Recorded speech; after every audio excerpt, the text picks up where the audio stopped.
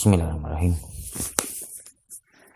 Melanjutkan bahasan atau ulasan tentang Satrio Piningit yang meskipun dari sudut pandang yang beda, yang tidak bisa dinalar atau dipikirkan, tetapi semua misteri atau rahasia kehidupan memang tidak bisa dinalar. Sadar atau tidak, manusia dituntut untuk mengkaji atau berpikir hal-hal yang tidak bisa terlihat dengan mata di kepala. Karena yang terlihat dengan mata di kepala memang untuk dinikmati. Atau dengan kata lain, manusia dituntut untuk berpikir hal-hal yang gaib. Mohon maaf sebagai contoh. Jika di depan mata kita ada makanan, yang seharusnya kita lakukan menikmati atau menyantap makanan tersebut. Dan yang kita pikirkan nanti atau esok, bagaimana mendapatkan atau dapat menikmati makanan yang sama.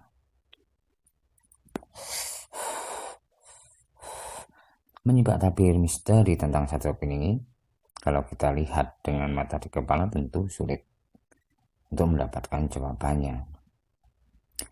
Karena dalam kehidupannya atau penampilannya seperti dalam Selatan Musa Jongko Joyoboyo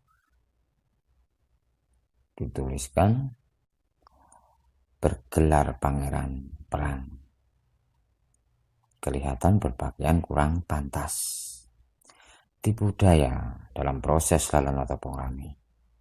Tetapi kalau dilihat dari sudut pandang dengan mata hati, banyak tanda atau ciri yang dia miliki, yang diantaranya mahkota di kepalanya dan di telapak tangannya seperti ada tanda cokro dan trisula.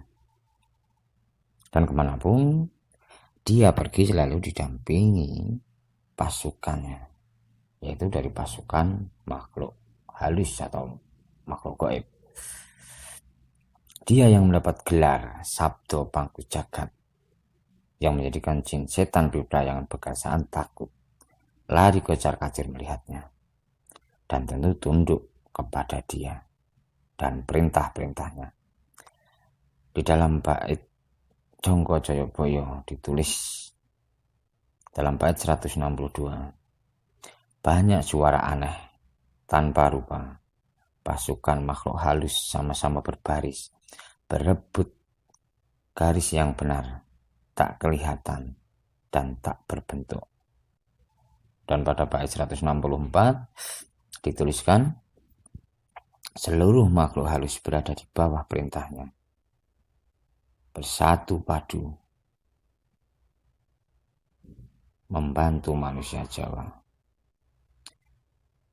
Di dalam firman Allah Subhanahu wa taala diriwayatkan Nabi Sulaiman alaihissalam yang menjadi raja atau penguasa alam gaib dengan pasukan jinnya.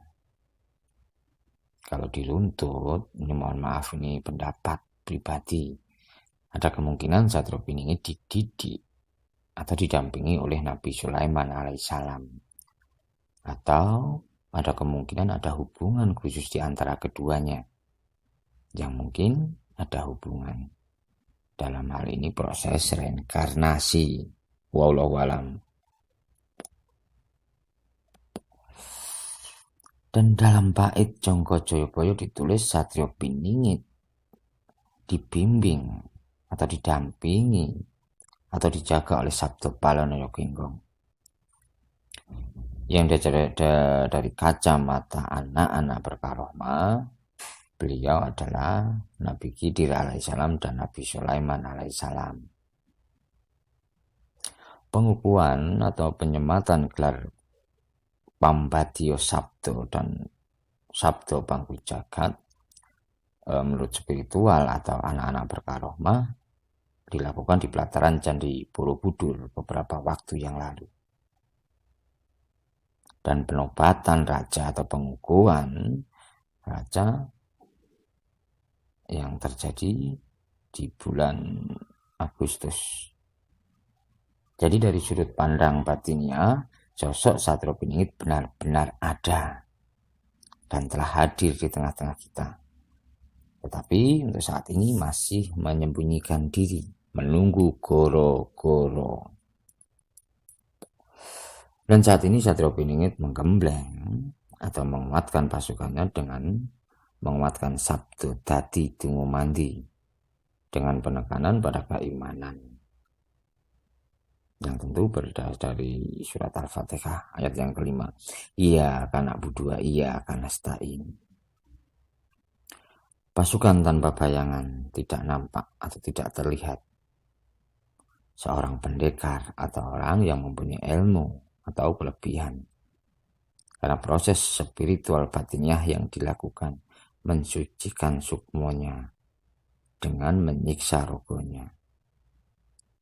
Berpuasa, menahan lapar dan dahaga, menahan nafsu agar lidahnya seperti belati dan panas seperti api.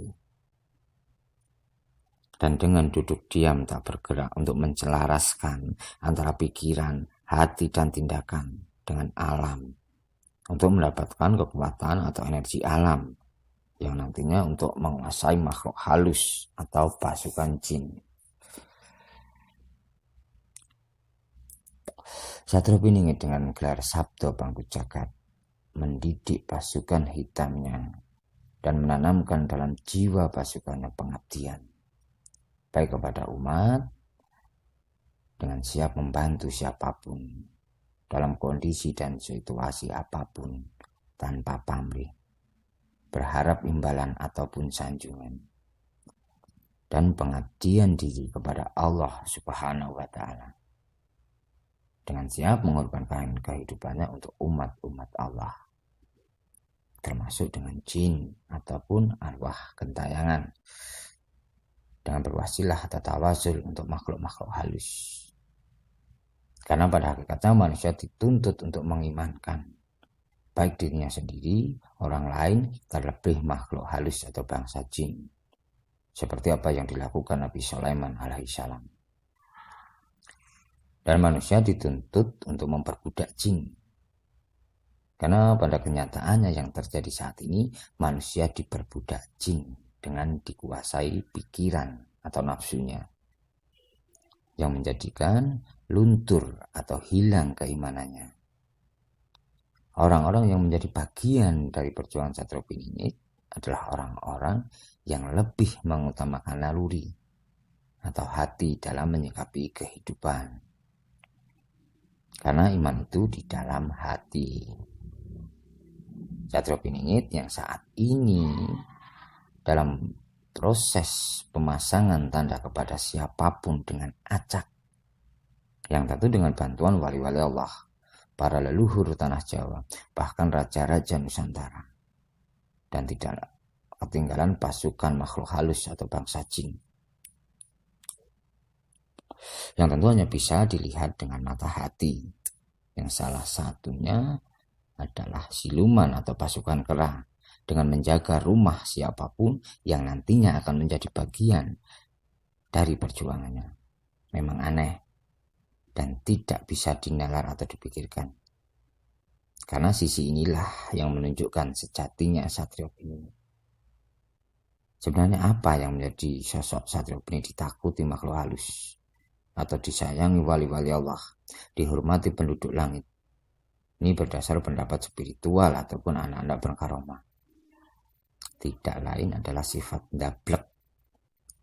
Sifat ndablek yang dia miliki.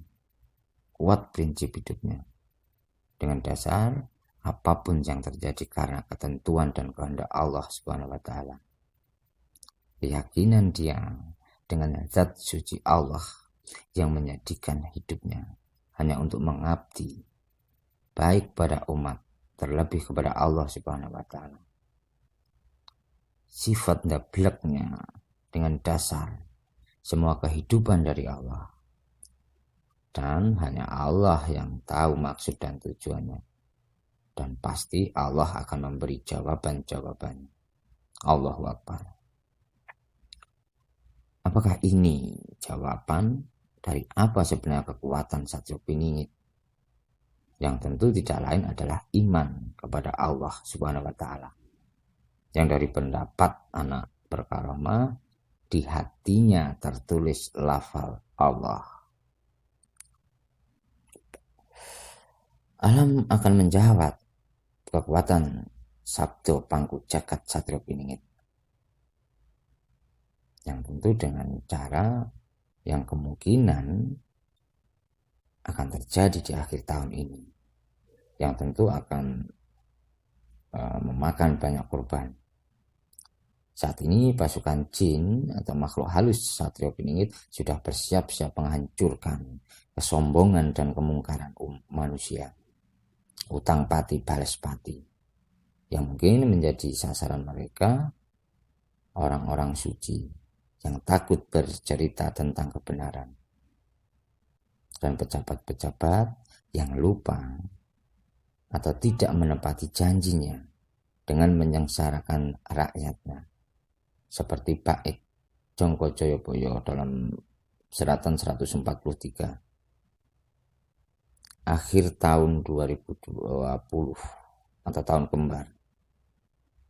Apakah akan benar-benar menjadi pembuktian tentang kebenaran Jongko Joyoboyo tentang Satrio Piningit, seperti Bait 159?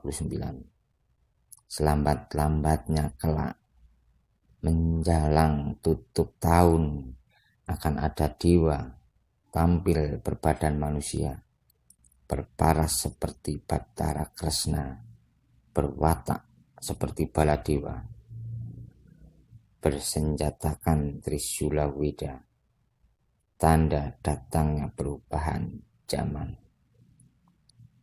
Bismillahirrahmanirrahim. Menjemput goro-goro untuk zaman baru, untuk kehidupan baru. Joyo Jayaning Nuswantoro. A'udzubillahi minasyaitonirrajim. Bismillahirrahmanirrahim. Alhamdulillahirabbil alamin arrahmanirrahim maliki yaumiddin. Iyyaka na'budu wa iyyaka